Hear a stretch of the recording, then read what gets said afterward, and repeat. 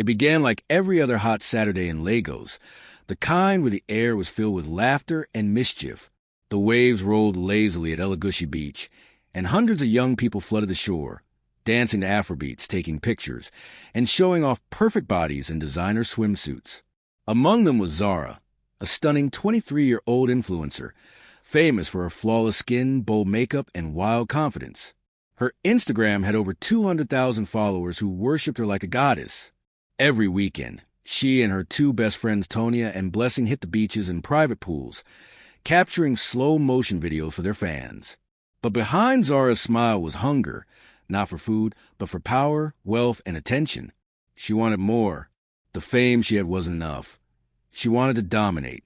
That afternoon, as she stood waist deep in the ocean, posing for another video, she noticed something, or rather, someone in the water.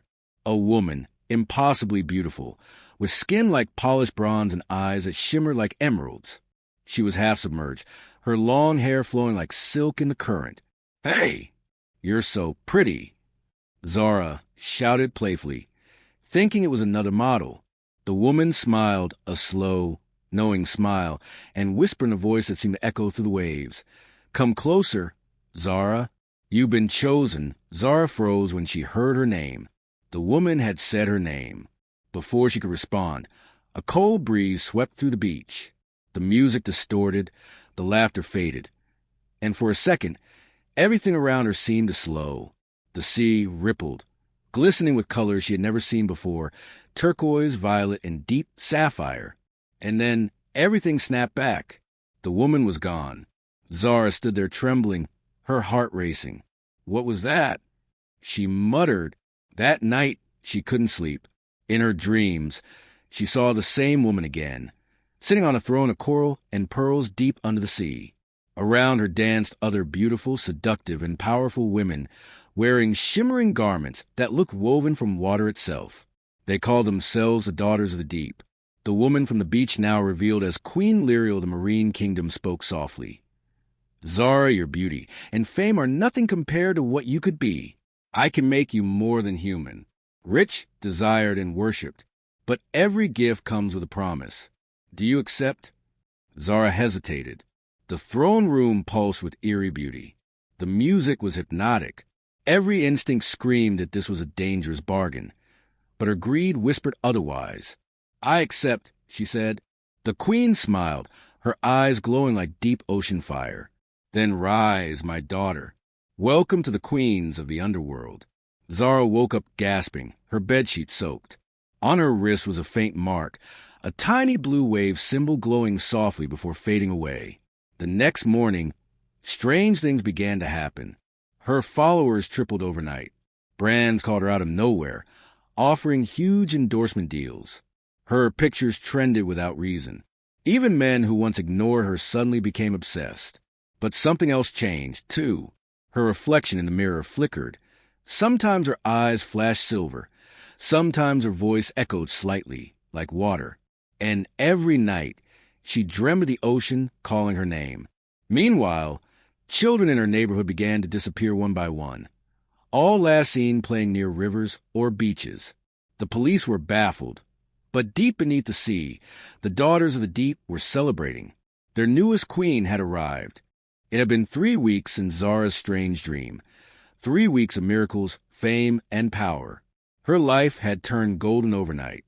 Her followers on social media were now close to 1 million. Luxury brands begged to work with her.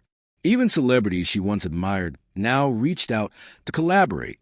She lived in a new apartment, drove a Benz she didn't quite remember buying, and yet none of it felt strange to her. Every time she tried to question how everything had changed so fast, a calm voice whispered in her mind, "You are favored, my daughter. Enjoy what is yours." It was Queen Lyriel's voice. But Zara was not alone in her rise.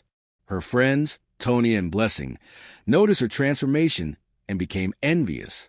They accused her of doing runs with rich men. Zara laughed it off, but her laughter carried a strange edge. One night, Tonya came to visit her. Zara had just returned from an influencer party, her dress shimmering like ocean light. "Tonya, my baby," Zara called out, opening her arms dramatically. "Zara, A beg, stop pretending. You and I started together. How come everything suddenly changed? New car, new house, new money. Which sugar daddy is behind all this? Tonia said, frowning. Zara's smile didn't falter. Her eyes, however, glinted with something cold. No sugar daddy, my dear. Only favor from the deep, she said softly. Tonia frowned. From the what? She asked. Zara chuckled darkly. Never mind, she muttered. Later that night, Tonia left, shaking her head. But as she drove away, something strange happened. The road ahead blurred, and then, from nowhere, a figure appeared on the highway. A woman with glowing eyes and wet hair, staring directly at her car. Tonia screamed, swerved, and crashed into a ditch. The next morning, Zara woke to a message of Tonia being in critical condition. She had an accident last night. Her heart skipped, but she felt no fear. In fact, deep within her chest, something like satisfaction stirred. A faint voice whispered again. Those who question your favor will drown in their doubt. Zara tried to shake it off, but as she stood before her mirror, she saw something impossible. Her reflection smiled before she did. Her eyes flashed silver blue, her pupils narrowing like a serpent's. Her veins glowed faintly, as if water ran through them instead of blood. That night, she was pulled into another dream, this time more vivid than ever. She found herself back in the underwater throne room. The queen sat surrounded by her court of slay queens, ethereal women, each wearing crowns of coral and jewels. They danced gracefully, their movements fluid and seductive, their laughter echoing through the dark water. Queen Lyriel rose. Zara, my precious one, you have tasted the beginning of your power. Now, your loyalty must be sealed. Zara trembled. Loyalty? She asked. The queen smiled. Every gift comes with a price. You must offer what we cherish most, innocent purity. A child must return to the deep. Zara's blood ran cold immediately. What? No. I can't. The queen's smile faded. Then you will lose everything. The fame, the fortune, the face you love. Zara screamed, but her voice was swallowed by the ocean's roar. When she woke, sweat drenched her skin, and a single seashell lay on her chest, dripping with water. That week, news broke of another missing child from her estate. The girl was last seen near the swimming pool of Zara's apartment complex. Zara sat in her living room, shaking, as the police interviewed the neighbors. On her wrist, the blue wave mark glowed faintly again. Deep in the mirror across from her, a ripple formed, and Queen Lyriel's reflection appeared, whispering softly, "The tide has begun. You cannot run from the sea." For days after the little girl vanished, Zara felt the world tightening around her like a net. Her followers online continued to grow. Her beauty continued to glow unnaturally, but when she looked in the mirror, she could no longer see herself. Sometimes the reflection smiled when she did not. Sometimes it blinked a second too late. And sometimes it wasn't even her face. One night, she woke to the sound of water dripping, but her taps were off. The sound grew louder, heavier, until her carpet was soaked and the air filled with the smell of salt. From the dark corner of her bedroom, the water began to swirl, a small pool forming on the floor, glowing faintly blue. Zara stumbled back, heart pounding, and then a hand reached out of it. It was pale, delicate, and web-fingered. Her scream caught in her throat as Queen Lyriel's face rose slowly from the water, eyes gleaming like deep sapphire. "Why do you tremble, child? You have what you wish for, beauty, wealth, and the worship of mortals," the queen asked, her voice both kind and cold. "I didn't ask for this. Children are dying. People are whispering my name. I'm now a suspect. I don't have peace." Zara cried. The queen tilted her head, the smile fading from her face. "All power is borrowed from the tide. What you enjoy on the shore must be repaid beneath it. Do not fight what you have become." Zara backed away until her shoulders hit the wall. "I just wanted success. Not this, not death," she wailed. "Then return it. Give up the fame, the fortune, the faces that adore you. Come back to the deep, and you shall be forgotten by men, but free from their envy," the queen murmured. For a long moment Zara stared at her, torn between horror and longing. Then she shook her head violently. No, I won't disappear. I can fix this my own way. The queen's expression darkened, the water around her churning violently. You cannot fight the sea, Zara.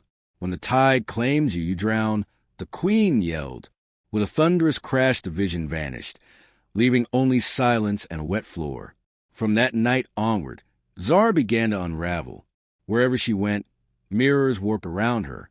During a live video, her followers swore they saw her eyes turn silver for a heartbeat. The clip went viral. Some said it was a filter glitch. Others whispered she was possessed. Her friend Blessing came to her one afternoon, clutching her phone. Zara, what's happening? The internet says you're cursed. Look, people think you're one of those marine girls, she said worriedly. Zara's lips trembled. Maybe they're right, Zara mumbled. Blessing stepped closer. Talk to me. Tell me what's going on. But before Zara could answer, the television flickered on by itself. The image on the screen wasn't a program. It was the ocean, waves crashing violently, and in the water, shadows of dancing women with glowing eyes. The room grew cold. Blessing gasped and dropped her phone. Zara's reflection in the TV looked directly at her and whispered, "The tide never forgets its own." With a scream, Blessing fled the apartment, leaving Zara alone with the echo of the sea roaring inside her head. That night, she stood at her balcony, staring down at the city lights. Her fame, followers, riches, all of it suddenly felt like bait. She realized the ocean hadn't blessed her. It had branded her. And somewhere deep below the waves, the daughters of the deep were preparing their next summons. The surface world had enjoyed its illusion long enough. Now, the underworld queens wanted her back. Rain fell for 7 days without stopping. The city's streets shimmered like flooded veins, and the sky hung low, heavy with grief. Zara sat by her window, watching the downpour soak the world she used to command. Her billboard had been taken down. Her sponsors had canceled every contract. The tabloids called her the cursed influencer. Rumors swirled like whirlpools. Some said she'd sacrifice her soul. Others claimed she could breathe underwater. Her mother called from the village, voice trembling with fear. Zara, I don't know what they're saying in Lagos, but here, everyone says your name when a girl disappears. Please, my daughter, go to church. Go and seek deliverance. Zara wanted to answer, but her throat felt heavy, like something was lodged there, something alive and breathing. At night, her dreams became unbearable. She would find herself walking through a beach of glass, the moon reflecting the shapes of women dancing in the water. Their laughter was soft, sorrowful. They beckoned her with hands that shimmered like silver fish. Come home. The land was never meant for you. They would whisper. Each morning she woke drenched in water, though her bed was dry. Then, one evening, the rain finally stopped. The air was still and damp, and the smell of salt drifted through her apartment. Even though she lived miles from the shore, she tried to ignore it, scrolling through her phone for any distraction. But her screen flickered. Her Instagram feed glitched. Every photo she'd ever posted dissolved, replaced by one image of herself, but not quite her. The reflection from her mirror with silver eyes and coral hair was smiling faintly from beneath the waves. Her phone slipped from her trembling hand. A knock came at the door. Soft, hesitant. When she opened it, Blessing stood there again, soaked, eyes wide with fear and determination. Zara, I've been to the prophet. He said you're being called by the marine spirits. If you don't go to the ocean willingly, they'll drag you there, she said quickly. Zara laughed, a broken, weary sound. Blessing, listen to yourself. Drag me? That's absurd. Is it? A voice whispered. Blessing's gaze shifted to the puddle forming at Zara's feet. It wasn't rainwater. It was sea water, glistening, alive, swirling slowly around her toes. Zara gasped and stepped back, but the water followed her like a living shadow. Blessing whispered prayer under her breath. Clutching a chaplet, you need to leave this place. Come with me to church. Tonight, she offered. For the first time in months, Zara nodded. Yes, I'll come. But as they stepped outside, the night was unnaturally still. No wind or sound. The streetlights flickered, and every puddle reflected not the sky, but the ocean, Halfway to the church, Zara stopped walking. She could hear a song, low and haunting, rising from every puddle, drain, and drop of water around her. Zara, the tide calls. Her pupils turned silver again, and her voice trembled. Blessing, they're here, she whispered. The ground beneath them rippled like wet sand. Blessing grabbed her arm, screaming her name, but Zara's body stiffened. Her skin began to shimmer faintly, the scent of salt thickening in the air. And then, from somewhere deep below the city's flooded veins, came a voice that wasn't human, the voice of the Sea Queen, echoing through the night. The drowning season has begun.